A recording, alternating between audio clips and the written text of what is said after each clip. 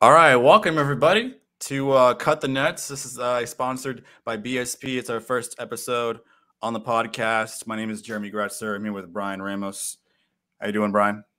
I'm doing good, Jeremy. How are you? Excited for today? I'm pretty good. Excited for our first podcast on Back Sports Page Basketball Crew.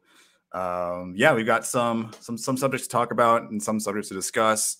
Right away, we'll kind of get started. The first thing I want to talk about is the Nets. Now, the reason why Cut the Nets was the name that we decided to name this podcast is mainly because basketball has nets, and like we were trying to find maybe like a position type name or a play name or a term name, but we're like the Brooklyn Nets are the most laughable team in the NBA. So we decided to cut the Nets. Brian's idea it was a great idea. I think kind of describes my opinionated opinion on the Nets right now, to put it lightly. But yeah, the last month or so, the Nets have been just quite the team off the court and quite the team on the court. So I'll definitely say that for sure. But yeah, I think other than that, we can definitely get started. Let me see here. We've got a current NBA standings for this season. Yeah, now I think the first month or so, the Utah Jazz were kind of like talking about being the number one seed in the NBA, and everyone kind of like didn't know that they were this good with Laurie Markkinen, with Colin Sexton, Mike Conley. You've got all these other like players that came out of the wetworks. I was like, wow. I mean, they might be in a really good system, and they have a new coach as well. But now they sort of regressed a little bit. They were the first seed, and now they're down to the eighth seed. But again, seeds 1 through 8 are essentially neck and neck. Yeah, I mean, also to go back to the Nets thing, I think they're more of a reality TV show than a NBA team. But yeah, I mean, the Jazz were balling. I think they only had like 3 losses or something. That's definitely been due to the stellar play they've had from Laurie Markkinen, Jordan Clarkson, all those guys. But yeah, like Jeremy said, they're down to the 8 seed, only 2.5 games back from the 1 seed Suns. They had a kind of a rough 3 or 4 game stretch, I believe, starting with losing to the Knicks, which I guess kind of brought them back down to life because let's be honest, they should not have been playing to the degree that they were. But the standings have definitely been interesting so far. The East is definitely more competitive this year than years prior. I mean, I think the Heat and Nets, 2 solid teams, have dealt with their injuries though and stuff, are the 9 and 10 seed, both 10 and 11. So there's a lot of more competition in both conferences, which have been interesting. Um, the Bulls, once they get Lonzo back, because I think the reason why they lost in the playoffs last year was because they didn't have Lonzo. Because with guys like DeRozan and Levine, they're solid offensively. Just Lonzo's the anchor of their defense, and they're still missing that now because their next best defender is arguably Alex Caruso. So there's a lot of competition in here. Yeah, no, I mean Lonzo Ball was it's probably one of the more interesting topics to discuss. I mean, he has coming in as the number 2 overall pick in 2017. He's had like a weird career, mostly hampered with injuries, with publicity issues, with the whole like ZO2 shoe, with the Big Baller brand thing going on, and like how he had to like change the shoe every other quarter while he was in the Lakers, and then also His on the dad too, Pelicans. obviously. His dad, I honestly like. I was really kind of hoping that his dad would come back because he's completely just primetime television. Did you see Stephen A. Smith and LeVar Ball's like interview on First Take a lot, like on ESPN? Yeah, I do. I remember, but then there was like even funnier stuff where he said he could beat Michael Jordan in a 1-on-1. Meanwhile, Yeah, he's a D3 yeah. basketball player. Um, I think the funniest one is I don't know if you follow wrestling, but there was one time where he was on like Monday Night Raw, and it was like him, Lonzo, Lamelo, and and they were being interviewed by the Miz, and he like took off his shirt, and like started grabbing his chest and stuff, saying like he could beat up this wrestler. And then LaMelo Ball actually said a certain word during the broadcast, and USA and WWE both got angry with it.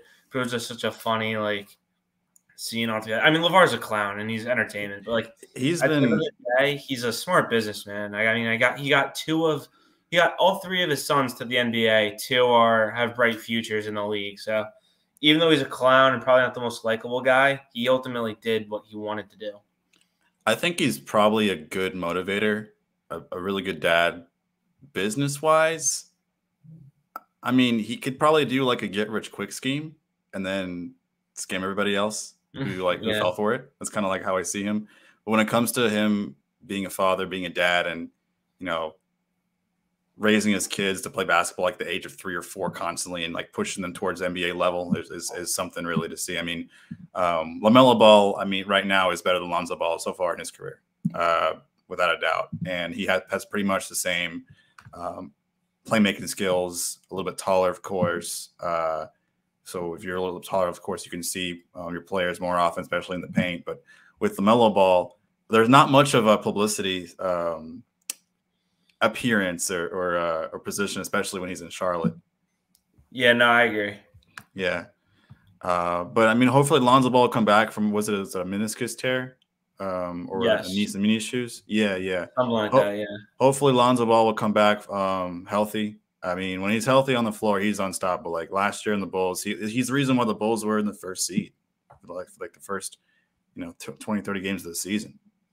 Oh, yeah, 100%. And even with like, for more out of offense, like they had one of the most complete starting lineups between Lonzo, Levine, DeRozan, Vukovic, and I think they started Patrick Williams at the 4. I could be wrong though, but yeah, that's a solid starting lineup. And no, it very much is for sure. I mean, and Lonzo, like you said, is the anchor of the team. He pretty much puts the team together in a more facilitating fashion. And of course, you got Levine and DeRozan, but like they're scorers. They don't really pass the ball. They're not really gifted to pass the basketball. They're basically acrobatic, athletic scorers. I mean, DeRozan's 33, 34 now, which he's kind of like losing his steam in terms of being an acrobatic scorer. So he's pretty much a mid-range king. Levine still has his hops, even with that ACL tear, a few years ago. But let's talk about the Kings. Because the Kings have really impressed pretty much everybody who watches the NBA this season. I mean, 6 seed, 10-8. They had the new hire of Coach Mike Brown, I think, this offseason. And he's learned quite a bit from Steve Kerr as the assistant coach. I mean, Mike Brown's been in the NBA for years, since like the Cavalier days with LeBron. So he's not really a new coach per se. He's very much an experienced coach, but I think him being on the Warriors as the assistant coach under Steve Kerr really showed him and taught him a lot of techniques, and it's a team to watch for sure. Oh, 100%. I mean, anytime you learn from Steve Kerr, who's one of the best coaches in the league, and you're working with a lot of top talent from those championship teams, you're going to learn something. And I think the most interesting thing about this Kings team and why they're surprising people and like cementing themselves is because of this young roster of athletic play. Like obviously now the NBA has become much more athletic and more shooting based. I mean, this Kings team is a very young athletic team with De'Aaron Fox as the main player on that team, who's definitely stepped his game up. They have guys like Keegan Murray, the rookie from Iowa, who's pretty good. They have Sabonis from that Halliburton trade, who's pretty good offensively. And then you get guys like role players just stepping up, like Harrison Barnes, Kevin Huerter. Kevin Huerter stepped his game up. Malik Monk, and then you have the rookie not rookie, but I think second-year player from Baylor, Davion Mitchell, who's been one of the most underrated defensive players in the league. So I don't know if they'll make the playoffs and can hold on to the six seed stretch, but they definitely have a bright future. I think they're probably play-in. Yeah, based on what I've seen, they're definitely a play-in team. Is that their ceiling though? Best case scenario, maybe. Is that their ceiling this season? Being a play-in team, 7th or 10th seed. I mean, probably, because just like looking at the standings of the teams that are below them, once they get Lillard back, I don't think they're better than Portland. I don't think they're better than the Warriors. I don't think they're better than the Timberwolves. I don't think they're better than Dallas. Utah, they might be better at. There's obviously still a lot of basketball left. Trade deadline could happen. Sacramento can say, like, I want to end this playoff drought. I want to get someone. So there's still a lot of basketball. It's still too early to tell. But as of right now, I think anywhere from that 6 through 10 seed is their ceiling, because they also had no means of making the playoffs this year. Like, they just weren't ready yet. So that would be a nice surprise if they do. Yeah, no, it'll definitely be a welcoming sign for Sacramento fans, because they've been waiting for 16 years since Marcus Cousins was in his prime. Since DeMarcus Cousins in his prime? Yeah, because I don't think they've made the playoffs since then, basically. They haven't made the playoffs since 2006. It's been that long, I think. Yeah, I think Cousins was like 2009, 2008 when he was drafted. Oh, then even 2010. Longer than that. Yeah, much longer than that. It's because every single year the Kings went through a new coach when Cousins was playing. Every single year. It was crazy. And then one of those coaches was Kevin Malone, or not Kevin Malone, Mike Malone. Yeah. I think in The Office. But no, Mike Malone. Yeah, which is crazy, because now Malone's on this contending team with the Denver Nuggets, and I mean they're doing pretty well as anybody, pretty much. I mean, the Nuggets are second seed, 12-7. Really good on the road as well, 8-5. But yeah, as far as the Kings go, I mean, this will be a nice welcoming sign for them. It'll be like the Mariners when they reached the playoffs since 2001. Mm-hmm. Yeah, I agree. Yeah. So Brian, I think since you talk about the Knicks for the most part, what's your current opinion on them, on the Knicks? I mean, I wrote an article about it, not to shamelessly plug, but basically the Knicks have been, unfortunately, what they've been for on and off for the last like 5 years now. They've been mediocre. I mean, they're like 16th in offense, 16th in defense. They pretty much score the same amount of points they let up. I mean, they're 11th place now, so out of the play-in at 9-11. And it's like anytime they get good momentum, they get a nice win. They go one step forward, 2 steps back. RJ Barrett, who got this 4-year, $120 million deal, was supposed to take a step up from his game and shoot better. He's not. He's shooting like 40% from the field, like 25 or 27% from 3, which is outrageous. But a lot of the things that I was nervous about, though, I've been proved wrong. I'll be honest. I was nervous about the Jalen Brunson signing, 4 years, $102 million, I believe. I thought that was a little too much for a guy that had just had one half good year, and it was just a compliment of playing with Luka, one of the best playmakers in the league. And he's an undersized point guard. He's only like 6 foot, so I didn't know how that could play out. And I was looking at point guards in the East in comparison. I didn't even think he was a top 10 point guard in the East, but he surprised me a lot. He's had like in his last 4 games, he's had 27 points, 34 points, 32 points, 30 points. So he's been balling out. He's definitely surprised me. I wonder how this bench unit would look. Cam Reddish has finally got the minutes he's deserved. He's looked better. With the injury from Mitchell Robinson, guys like Isaiah Hartenstein and Jericho Sims have stepped up. I'm still a little worried about Emmanuel Quickly. He's just being too inconsistent to my liking. And then Evan Fournier is now not even playing. So I wonder what his future looks like for the Knicks. But yeah, I think a team needs to pick him up. Yeah. I mean, the Knicks are kind of in, like no man's land. They've hit like a sort of a mediocre stage. And with players like Evan Fournier, who is not really contributing much, his defense has been completely just a non-factor. I think they should trade him for maybe for younger players, maybe for a better leader, I would say. Because if Evan Fournier is he like the oldest player in the team besides Derrick Rose? Yes. Yeah. So he should be more of a leadership presence. So I feel like letting Evan Fournier go would not be a bad idea. Would probably be a really good idea, which is just either I mean, the best case scenario is to trade him. He's still got some talent for a contending team. He's got really good scoring over his last several years. And this year, it's been kind of a down year because he's not giving much playing time, essentially, if at all. I mean, he's only averaging like 20 minutes and 13 games and 7 points. But he's been like on the Magic. He was their solid shooting guard. So. Yeah, and he was even doing good with the Celtics, and even better in the Olympics. He was shooting like 40% from three, like something crazy like that. Yeah.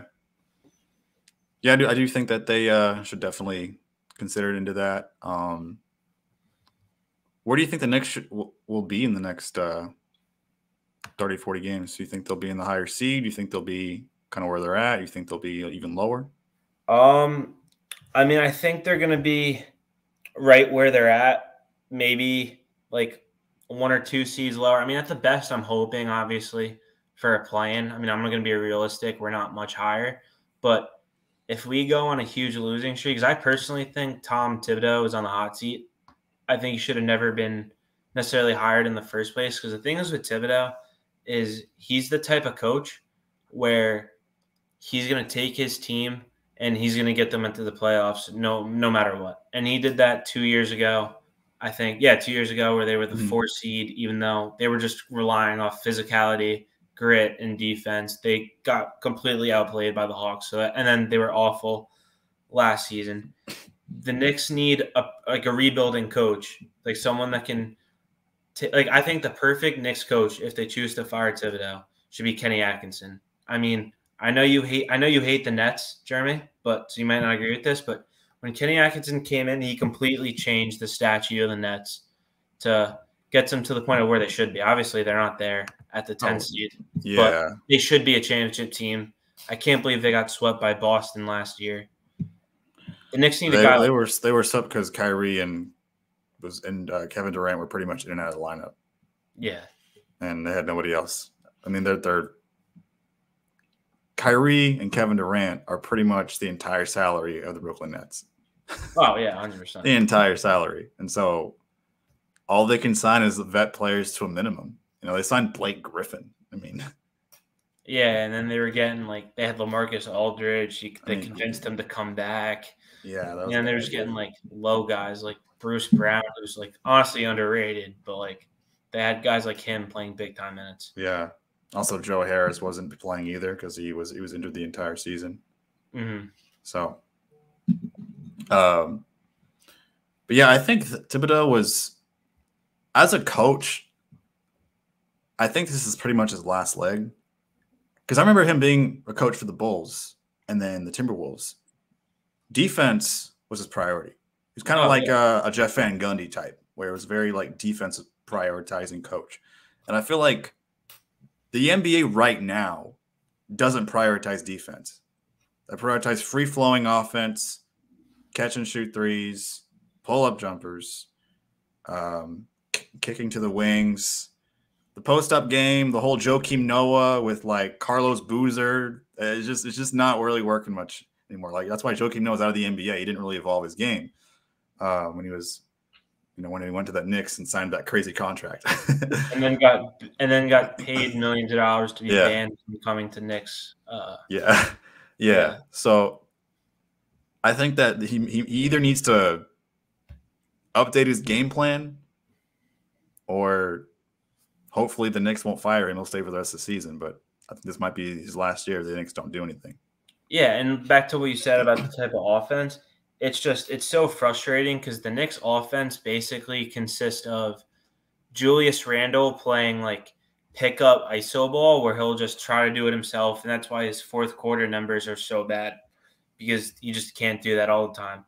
Or anytime Emmanuel Quickley will be on the court, he'll dribble the ball himself in a circle, semicircle, and then take a floater. It's honestly pathetic. Some high school, college teams have better flowing offenses than the Knicks. So it's another thing about the Knicks that frustrates me is I love Obi Toppin. I didn't like the pick at the time, but he's a guy that's kind of grown on me. But it seems like he can only do stuff if it's on transition on a fast break. I feel like he just needs to work on a shot more and just offer the Knicks more scoring ability. Yeah, that's it's very true. I mean, also RJ Barrett, like where has he been? You know, yeah, he's been Yeah, good for the last couple of games, but I mean, he's shooting what 40% from the field still. 40% from the field and like 27% from three. That's yeah. In your third year, I mean, you had your draft class was like Zion and Ja as like the top three, and then your third overall pick. I mean, Zion, when healthy, is unstoppable. Absolutely insane player. Ja is an MVP candidate. Oh, He's 100%. he's a focal point for the Memphis Grizzlies, which were my pick to win the NBA Finals this season. So Oh, really? yeah, they're my pick. But we'll see what happens. I mean, the Suns are probably going to be a regular season team champion, and then they'll probably falter in the playoffs. That's usually what happens. Probably. That's very Chris Paul. Very Chris Paul-esque of him. I mean, he's, 37, 38 years old. If they didn't beat the Bucks, I don't know if he'll ever get one. I thought they were going to beat the Bucks. I really did. I thought too. I thought that, like, I mean, Giannis, you can't really get past him. But then I realized, well, Giannis has a really good supporting cast, and then we're also more experienced. Mm-hmm. Ayton was pretty much a non-factor in the playoffs 2 seasons ago in the NBA Finals. And then you had players like Cameron Payne who wasn't showing up. Cam Johnson wasn't showing up. Yeah. So all the role players. Jay Crowder thing. Yeah, also Jay Crowder. All the role players weren't showing up, and then Ayton was kind of lost in the dust. And you have Devin Booker who did really, really well, but he didn't have much help. So, and then of course you have the following season where they got completely outlasted by the Mavericks. I was watching that game and I was just like in shock. Yeah. Completely in shock. So that's why I don't know if you saw this TikTok, but I kind of predicted the NBA standings for the Western Conference. I picked the Suns as an 8th seed. I'm definitely wrong, but but with that like mentality, you kind of have to think that since the Suns lost horribly in the semifinals last season, you kind of have to think, well, they may have been like a worser team this season, but they're still the first seed, which is, I don't know. I think that's kind of not really an important thing, especially for that team, because they're supposed to be finals bound. But they kind of remind me of like Mike D'Antoni's Suns when they were like really good in the regular season, but didn't really show up in the playoffs much, except maybe for that one time where Nash got hip checked. Oh yeah. In 06. That was probably their time to go to the finals. Yeah. But so I'm curious then, back to your TikTok of the standings, because this is my team for the Western Conference, and I think they're honestly a dark horse. Where'd you have the Clippers? I think I had the Clippers as the 4 seed. Okay, because I know obviously they missed time with Kawhi. Now Paul George is out. And then they have John Wall. All those guys are huge question marks due to their age and health. But I just think that team might be the best defensive team in the NBA. And I think Tyler's an excellent coach. Oh, yeah, he is. So I think they could potentially, if they get hot around the right time, I think that could be a team going to the Western Conference Finals, maybe even NBA Finals. What's this issue with Kawhi Leonard? Honestly, like why is he just pulling a Spurs moment again? Like he's just not playing. He was like rehabbing from his like torn ACL, and then he's finally back. And I think Lou is just doing like pretty much giving him his old job back of load management. And I think like he's never gonna play. Like I honestly think this will even be for the rest of his career. He's never gonna play a back-to-back game again. So he'll just pretty much play like 50 games each season in order to like stay relevant and healthy until he hits father time. Yeah, because like honestly too is like obviously I want him to be playing as many games as possible. We all do too. I mean, everybody wants to see Kawhi, Yeah, and especially in like the big market games. Like I remember there's a game against like the Lakers on ESPN. It was like Christmas or something, and didn't play. Like that was annoying. Like especially for the league, the Clipper fans. Like everyone wants to see this guy play, but yeah. And I don't like the idea of load management personally. But I think if you do that and Kawhi plays like 50-something games, like you said, that still should be enough games to get them into the playoffs because of how deep I think that roster really is. Oh yeah, dude, that roster is insane. You got Zubac, who had like a really good 31-29 point game. Yeah, I saw it was that. The last game. That was great. 31 points, 29 rebounds, nearly a 30-30 game. Like, their team has so much depth. Yeah, and it's just like, and that's what shows how good of a team is yeah, we're without Kawhi. Actually, I don't know if Kawhi played in that game, but yeah, we're without Paul George. And and they're just like the next man up mentality.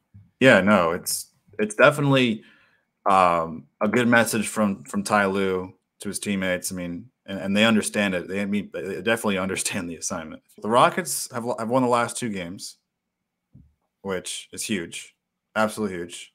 They beat the Thunder, which, I mean, yeah, they could have beaten the Thunder regardless. I mean, the Thunder are still in the same spot as Houston.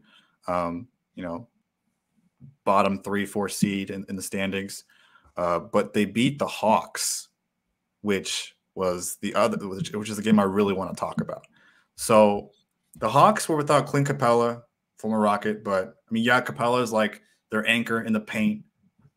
But Okongwu is actually pretty good. He's no slouch either as the backup. But they had DeJounte Murray, they had Trae Young, they had all their pretty much usual suspects. DeAndre Hunter as well, John Collins. So they had pretty much everybody there to play. And towards the second half, it seemed like the Houston offense was kind of going back to the whole like good defense but bad turnovers. So the Hawks had a lot of transition points. The one thing I'll mention though is that Houston had 31 second chance points in that game. Wow. The Hawks had 0. So Houston was very much in the rebounding section. They were very hard on the rebounds, especially with Jabari was on the rebounds all over the place, especially in each possession. And then they sort of started to falter in the second half. We're kind of down by 4 points. Still a high-scoring game. But then the third quarter happened, and that's when things started to fall apart like usual. I mean, the Rockets were at the time 3-15. So it was pretty much, okay, let's put this back in the coffin as another lost game. I mean, what else can you do, Silas? But then there's like mini brawl that happened. So when Trae Young is doing really well, when he shoots the basketball really, really well, and he's causing teams to call timeouts, he likes to strut a little bit. He likes to really show off his game. He has a personality for sure. And DeJounte Murray really thrives in that role. I feel like they're really good chemistry wise. They really like playing together, of course. They both scored at least 35 points this game too. They were in the high 30s, both of them. They had a total of I think at least 70 points. So in the third quarter, the Rockets were down by 16 points. Hawks were up 90-74, I believe. And then this brawl happened. This brawl happened with Jabari when Trae Young was trash talking Jabari, and I guess it sort of got under his skin. They started fighting. They started just brawling each other. Jalen Green was also in the fight. It was kind of more of just shoving and kind of just like getting each other's faces, not really punching or anything. Some texts were thrown. Nobody was ejected, but just some text. But then after that, things started to turn around. There was more momentum for the Rockets. Jalen Green was acting like a superstar that we've really been awaiting. We've been anticipating his superstardom. Like, we see it here and there, but sometimes it's kind of inconsistent. But this was a time where he was really pushing his clutch moments. So the Rockets ended up winning, I think, 128-120 after that. It's a really solid game, especially against a really good Hawks team. Definitely a playoff contender in the Atlanta Hawks. So, and then of course they won the Oklahoma City Thunder game. It was kind of like a blowout. They were up 66-45 at the half. So, ended up being I think sort of like a 10-point, 15-point win. And yeah, I mean, this might be a turning point for the Houston Rockets. I don't know. Maybe Silas will be able to turn around and improve his coaching, because there's a lot of players that are not getting them enough minutes, and also players that are getting too much minutes. I'm not going to name any names, but Eric Gordon. So. Yeah, I mean, that was definitely, I saw that brawl against against the Hawks. That was pretty crazy. But at the end of the day, that brawl lit a fire under guys like Jalen Green, Jabari Smith, definitely to come back and win against a huge game against the Hawks, who are a very good team. So shows the Hawks can compete. Hopefully they can use that fire towards everyone, not necessarily getting into a fight with every other team, but just using that fire and just playing to their ability in the way they know they can. But I got a question for you. So Rockets are currently 5-14. You were just telling me off air, we talked for a little bit, that they could potentially be the worst team in the league for 3 years. But I was also looking, because I know from trades they've made throughout the years, like James Harden, Chris Paul, Russell Westbrook, pretty much in the next several years, the Rockets, have a plethora of draft picks. So are you worried about being the worst team in the league for 3 years in a row, or are you kind of trusting the process, just developing your guys and focusing on the draft picks? I think with that momentum being the worst team in the league, it further proves that point. I think that being in the second worst team in the league each season, for a period of time, develops draft picks. I mean, if the GM picks the right players to play with each other during that time, then the rebuild won't be as long. I mean, it's only been 2 years. We're into our third rebuild year. It's not really panic mode or anything. I don't really think that, Houston Rockets fans need to hit the panic button and want, all the staff fired, Raphael fired, Stephen Silas fired. I don't think that Silas should be fired. However, he does have coaching inconsistencies. Like I said, with the minutes distribution he's been giving. And again, Eric Gordon is still in the starting lineup for the Rockets. They're not putting players in like KJ Martin. And I think KJ Martin is one of the greatest under the radar draft picks in the NBA. He was drafted in 2020 and he's been great. We were thinking of trading the guy last season because he wasn't getting enough minutes, and now he's getting more minutes, and now he's really showing you. He's really showing the reason why he should get consistent minutes. And I think he deserves a starting spot for the Houston Rockets. I think as a small forward, I think that's a really good spot for him, along with Jalen Green, Kevin Porter Jr. You got Jabari, and you've got Şengün. I think that's a really good, solid lineup.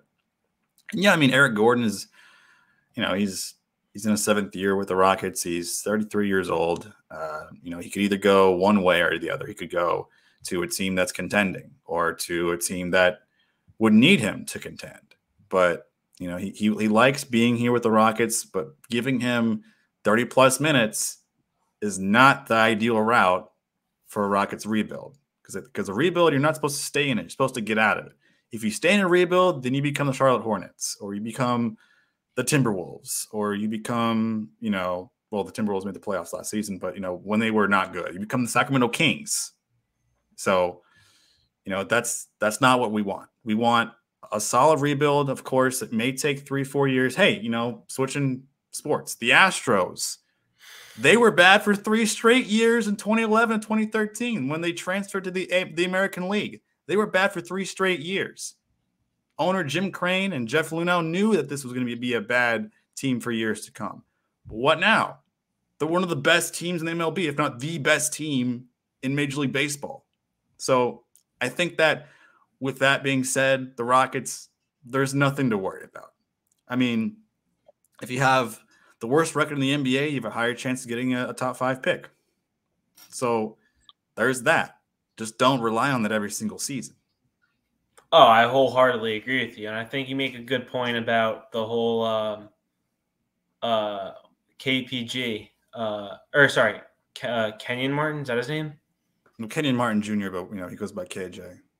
KJ, yeah, that's a whole good point because, I mean, especially when you're 5-14, you have nothing to lose. You're not contending for the playoffs, or at least most likely, even though there's a lot of basketball to be played. Play your young guys, see what you get out of them. I mean, I was getting frustrated because the Knicks, for the past 2 years, are pretty much in the same boat, and I want to see the kid Obi Toppin, let him play, see if he can do something. And they're giving minutes to Taj Gibson, who's nowhere near future of the Knicks team. Taj Gibson is a Thibodeau mainstay, so. Oh, well, that's obviously the reason why, but I'm saying that's even Thibodeau's problem now with guys like Deuce McBride, Quentin Grimes. Play the kids. I mean, he finally benched Evan Fournier as we discussed earlier, but it just needs more consistency. I mean, especially with like teams in the bottom of the league, like play your young guys, because if they pan out, great. That's one less roster spot you need to worry about.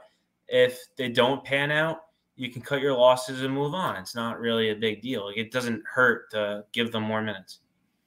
So absolutely. I think giving the players that are young, that are athletic, especially if you're a rebuilding team or you're sort of, on the come up to the playoffs, give the players that contribute the most minutes. Don't try to give all these players because they have notoriety. They've been in the NBA for years.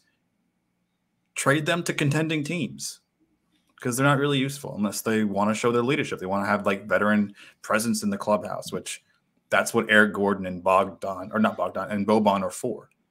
Yeah, look at the Heat, what they're doing with Udonis Haslem. He's more of an assistant coach than a player.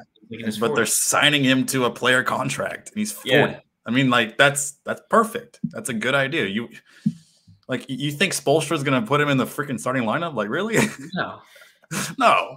God, maybe on like senior night, but yeah, of course, senior night. I mean, let alone put him on the bench during garbage time when they're down by 40. So, yeah. No.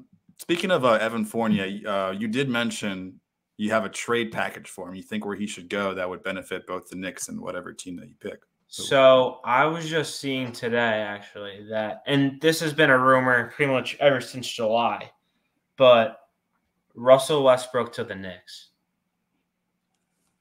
I don't love it. I don't hate it. Do the contracts fit? I know Fournier makes a good amount. So like Westbrook makes like 40 million a year. I know that for sure. Yeah, I think the Knicks would have to like throw in like an extra piece or something. And like, honestly, I would trade Randall just because he has no effort or heart. Like, he always just looks like angry and stuff. So I'd be fine trading him if it had to. But Julius Randle back on the Lakers? Yeah. I think why it works great for both teams is because starting with the Lakers, why it makes sense for them, they desperately need shooting and scores. Like, the Lakers right now are just getting backpacked by LeBron and Anthony Davis. Like, their third best player is like Lonnie Walker or like Austin Reeves. Yeah. Lonnie Walker. I mean, Lonnie Walker is good, but like Lonnie Walker is your third best player. You clearly doing something wrong. Exactly. And despite Evan Fournier being probably one of the worst defenders in the league, like, I'll admit that he probably is, but the man's a good shooter, and he can come in and help the Lakers score, help take ease off LeBron, allows them to stretch the floor. Honestly, should probably make, if this trade happens, move Anthony Davis to the center, because I think because Davis can shoot and stretch the floor, so that just makes everything easier for the Lakers. And what it does for the Knicks is, yeah, you're eating a ton of cat this year because Westbrook does make way more than Fournier. But when that year expires, obviously he won't be a long-term piece, or at least most likely for the Knicks. But what it does do is, since it shaves the 2 or 3 years off Fournier's contract, you can use that and be able to pay 2 max free agents. And I'm pretty sure this upcoming free agency class is another good one. So you got to make this trade to not think about this year, but think about the long term. And if you even want to look at this year in the short term, Russell Westbrook has low-key been balling, especially on the bench unit for the Lakers. Yeah. I think you can even do that with the Knicks. You still start Brunson paid. You still inherit the guy you developed and drafted. And you can have Westbrook be the anchor of the bench. Quickly, D Rose, like whatever. The possibilities are endless there. Cam Reddish still, Quentin Grimes, you decided. Yeah. And the Westbrook experiment with the Lakers hasn't worked out. I think he can use a fresh scenery there too. I just think it makes sense. And the Knicks need help scoring, as I mentioned. Westbrook can be a perfect scorer. He's not a good shooter, but you need scoring at the end of the day in basketball. It's the main way to win games. And I think a trade could help them both. Keep in mind that Westbrook's making $40 million a year on the bench. Yeah. Just FYI. Do you know any player that's making $40 million a year off the bench? I can't think of one off the top of my head. But I honestly, I just looked at Randall's contract. He's making, well, he's making 23 million right now. Because I know he signed an extension with the Knicks after their first playoff appearance, like that off season. So they thought he was going to be their, their focal point, like the franchise player, the guy that they rely on for, to lead the team. But he didn't really show up like that. He hasn't really been that good since the Knicks made the playoffs.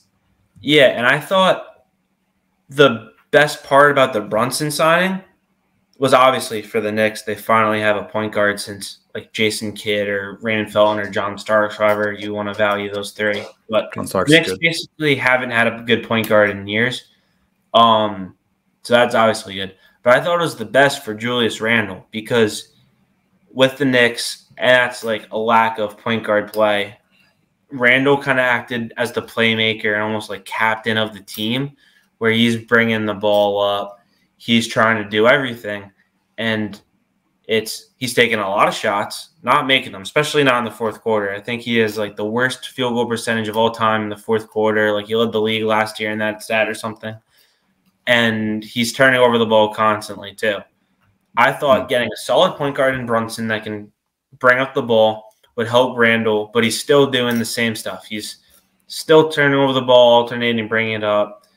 It's almost like he tries to do too much. He just needs to settle down, be his role as a second scorer, first scorer, whatever, but just take better care of the basketball. And I think even if he runs the bench unit with Westbrook, who knows how to dominate the ball, I think it could be both for like a match made in heaven almost for both big market teams across the country.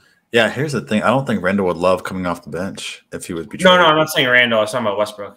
No, yeah, I know. But if you add Randle to the trade, which is definitely possible because you got Fournier, who's making 18 mil. Randle's making 23 mil. That'll match up Russell Westbrook's contract. Of course, the Knicks will definitely want more than Westbrook on that trade. Maybe a couple of first rounders or whatever. Yeah, I'm not a GM or have I'm not a GM either, but I know that the Knicks will definitely want more than Russell Westbrook if they give up Fournier and Randle. I mean, Fournier is a non-factor. Yeah, maybe you don't have to trade Randle. You can find a different way to make the money equivalent. But you'd have to give up more players in order to match that contract. I'm pretty sure. Yeah. No, they're not giving up Barrett for that's not happening. I mean, Barrett could definitely work better in different systems. Yeah, but speaking of trades, also another thing of like a trade I wish the Knicks made, and I think it's evident now, is I wish the Knicks got Mitchell. At first, I was like skeptical of how much would it take, especially seeing how much Danny Ainge was asking for, because he was asking for like RJ Barrett, Obi Toppin, Miles McBride, Quentin Grimes, and like 5 first-round picks, which I thought was obscene. But then I saw the deal that Cleveland got with him, and I know Cleveland has a good team around him: Jared Allen, Evan Mobley, Colin Sexton. But Mitchell comes in; they're the third team in the East, 13-7. You got the Knicks 9-11 without Donovan Mitchell, and RJ Barrett is just not being the player that he thought he was, while Donovan Mitchell is hands out, balling. And they played. Mitchell had his first game against the Knicks, and I'm trying to pull up how he did. Oh yeah, so the Cavs won 121-108. And Donovan Mitchell had 38 points, which is the second highest score against a Knicks team this year. Unfortunately, Jeremy Grant just broke that record with 41 points. But yeah. No, yeah. Mitchell, that trade, I mean, I still think that's a little bit too much. I still think that the Jazz gave up Lauri Markkanen, Colin Sexton. Who else did they give up? Sorry, not the Jazz, the Cavs. They I think it was also 3 first-round picks. I mean, the Cavs could do it because they had a really good, solid roster. So yeah, it was Lauri Markkanen, Ochai Agbaji, the rookie from Kansas, Colin Sexton, 3 first-round picks, and 2 pick swaps. for Donovan Mitchell. For Donovan Mitchell. And it's funny because it kind of benefited both teams in a way. Well, so far, see if the Jazz can still hang on. Yeah, but yeah. I think the Cavaliers did they could do that because of course they still had Evan Mobley and Jared Allen, and they also have Darius Garland, and they're not going to give him up at all. And Colin Sexton, it was a perfect situation for him because they had Darius Garland as pretty much taking over for Colin Sexton as their point guard when Sexton was out with that injury. So yeah, I meant Garland, not Sexton. By the way, my bad. But so yeah, it's just a perfect situation for the Knicks. I feel like that would be. The Knicks would still probably be maybe a little bit better, but not as good as the Cavs. Oh, I agree. I think it just, as a Knicks fan, like, we haven't had a star since Carmelo or, like, Porzingis before we let him go. And I just think another way the NBA is transitioning, it's no longer the super team era, but it's almost kind of like the dynamic duo era. But it's like you got to get your first star to bring the second star in. I mean, you saw it with the Clippers. They had Kawhi, bring Paul George. You had the Nets, you got Durant, he brought in Kyrie. You brought LeBron, he brings Anthony Davis. You had Devin Booker, you bring in Chris Paul. The Knicks need that first star to then get other people to want to come there. Because right now, unless you're paying them a boatload compared to other teams, no one wants to play for New York, unless you're also talking about the Garden. But yeah, that's, I think, why I wanted the Knicks to get Mitchell so badly, is because of the effect it would have long term. Yeah, no, I mean, it is definitely the season of the duos. If a team has a strong bench and a really good player, then the other player that sees that will be like, perfect for me. I'll sign. Exactly. Yeah. If there's cap space. The Mavericks, for some reason, aren't doing that, and they're struggling right now. I mean, they tried with Christian Wood. Christian Wood isn't not really a big difference maker. I don't think Christian Wood is really like the all-star that everyone's touting him out to be because, well, he was in a really good situation with the Rockets because he was their primary scorer. Like there was really no – like the Rockets weren't going anywhere. So he had that time to look good against other teams. So the other teams would see, hey, this guy's really good. We should have him on our team. Yeah, I think it was more just like for Luka because his style of play, like obviously he can shoot, but he's also like a slasher. And while Porzingis could stretch the floor, Wood is more of like a true big, so it allows Luka to kind of slash in, get his stuff in the paint, or he could do the Trae Young method and just throw the lob to Wood while Trae throws it to Capella or O'Connell. Yeah. But Christian Wood's a good player. I just don't think he's all-star level. Oh, I agree. Dallas still needs to make additions if they want to be. They thought they were done. There was an article I wrote, shameless plug, that I was talking about the Mavericks, saying that, hey, yeah, they got Christian Wood, they also got JaVale McGee, but they shouldn't be done. They got to get more players. They have to get somebody else. It's not a complete team yet. Yeah, I mean, they're hoping that Jaden Hardy can break out into something, but other than Doncic, Wood, and then Spencer Dinwiddie, no one scares me. Tim Hardaway Jr., he's an inconsistent, good 3-point shooter. Same with Reggie Bullock. Reggie Bullock can make threes like nobody's business, and then one game, and then the other game he'll be 0 for 7 or 0 for 8. Exactly, and then he's so inconsistent. Yeah, and then they have the other former Knick, Frank Ntilikina, who Ntilikina's not a factor. And he's I remember when Ntilikina was drafted, the Knicks booed. They booed like hell. Oh my gosh. Yeah, because he's a point guard from France when they could have had Donovan Mitchell, and then you would have had to avoid trading for him. I mean, at the time, people thought Donovan Mitchell was just going to be a bench player because he was the 17th overall pick?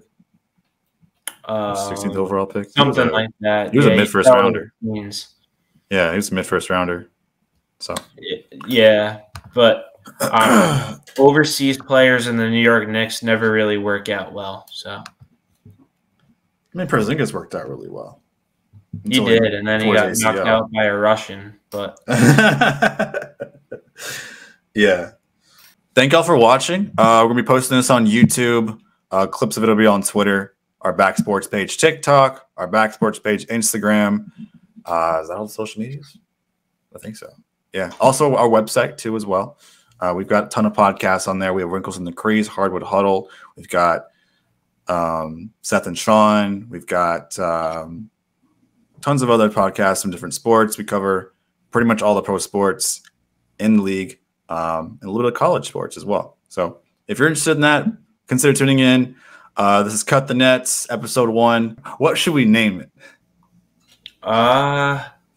Based on my rant about Evan Fournier, it's got to be something about Evan Fournier. Okay. Also, all love to the Knicks. I mean, whenever the Knicks are good, I was like really happy when they went to the playoffs 2 seasons ago. But yeah, she needs to fire Thibodeau and get rid of Taj Gibson and put more. Yeah, I mean, the Knicks are the only professional sports team I've never seen win a championship, and I've honestly come to the conclusion I might never see one. So, hey, well, we're all young. We'll hopefully see one before we hit our deathbed.